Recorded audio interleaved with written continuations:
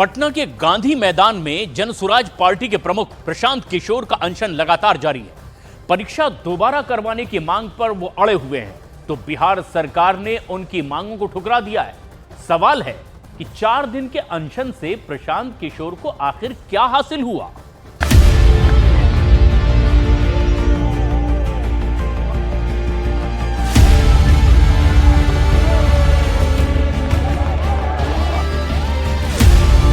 बिहार में बीपीएससी परीक्षा में धांधली को लेकर छात्र कई दिनों से प्रदर्शन कर रहे थे कि इसमें सियासी तड़का प्रशांत किशोर ने लगा दिया। परीक्षा रद्द करने की मांग को लेकर वो 2 तारीख की शाम पटना के गांधी मैदान में छात्रों के साथ धरने पर बैठ गए।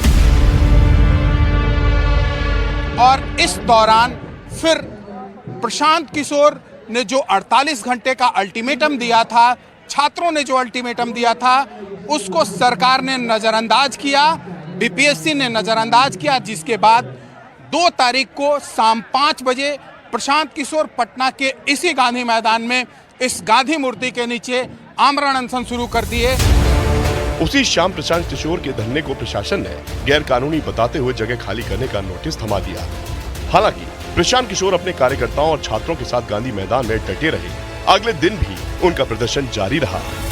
पटना समेत बिहार के कई जिले शीतलहरी के चपेट में हैं। बावजूद इसके प्रशांत किशोर का आमरण अनशन दूसरे दिन यानी 3 जनवरी को भी जारी रहा और पटना के इस गांधी मैदान के गांधी मूर्ति के नीचे छात्रों का लगातार आना जाना लगा रहा, जनसुराज के लोगों का आना जाना लगा रहा। दिन भर ये कार्यक्रम इसी तरीके से चलता रहा और भारी समर्थन के बीच प्रशांत किशोर इस गांधी मूर्ति के नीचे आमरण अनशन पर लगातार बैठे रहे। प्रशासन की टीम ने एक बार फिर प्रशांत किशोर को गांधी मैदान खाली करने की हिदायत दी। धरने को गर्दिन बाग शिफ्ट करने के लिए कहा, लेकिन प्रशांत किशोर अपनी मांगों को लेकर गांधी मैदान में ही डटे रहे। बापू परीक्षा परिसर में भारी गड़बड़ी के बाद यहां के सेंटर को रद्द कर दिया गया था और बीपीएससी के तरफ से यह निर्णय लिया गया कि 4 जनवरी को यह फिर से परीक्षा ली जाएगी।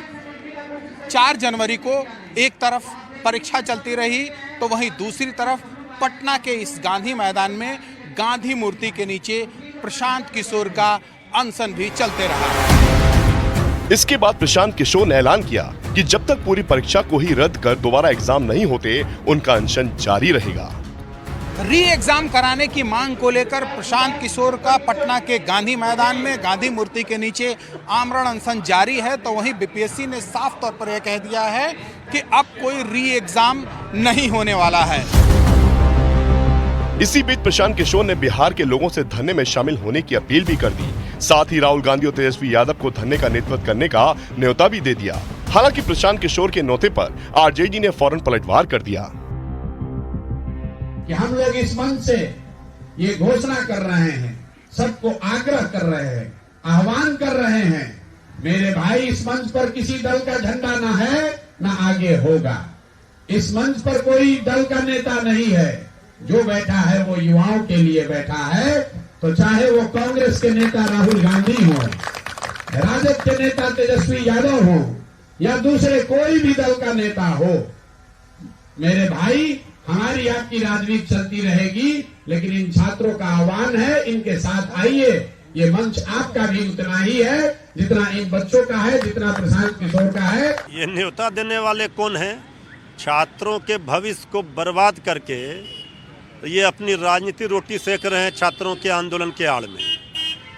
तो ये सबको पता है कि असली डायरेक्टर कौन है। सरकार से मिल करके और ये 5 स्टार कल्चर वाला अनशन महात्मा गांधी जी का आत्मा करा रहा होगा। एक तरफ प्रशांत किशोर गांधी मैदान खाली करने को तैयार नहीं है, तो दूसरी तरफ प्रशासन ने उनके खिलाफ एक्शन भी ले लिया।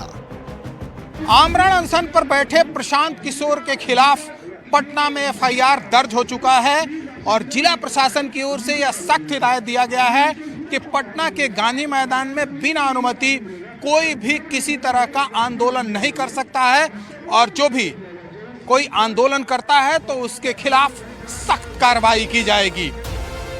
हालांकि प्रशांत किशोर अपनी मांगों पर डटे रहे। उन्होंने विपक्षी दलों पर हमला करते हुए कहा कि 20 सालों से सरकार की आदत लोगों की बात नहीं सुनने की है। 4 दिन में कैसे झुकेगी। प्रशांत किशोर यह चाहते हैं कि 70वीं बीपीएससी परीक्षा जिसमें भारी गड़बड़ी हुई है उसको फिर से लिया जाए। तो वहीं पटना के गांधी मैदान के पास जेपी गोलंबर के पास छात्रों के ऊपर जो लाठीचार्ज हुआ था और जो आदेश देने वाले अधिकारी हैं उनके खिलाफ सख्त कार्रवाई की जाए। वहीं इस आंदोलन को लेकर जितने लोगों के खिलाफ एफआईआर दर्ज हुआ है उसको वापस लिया जाए।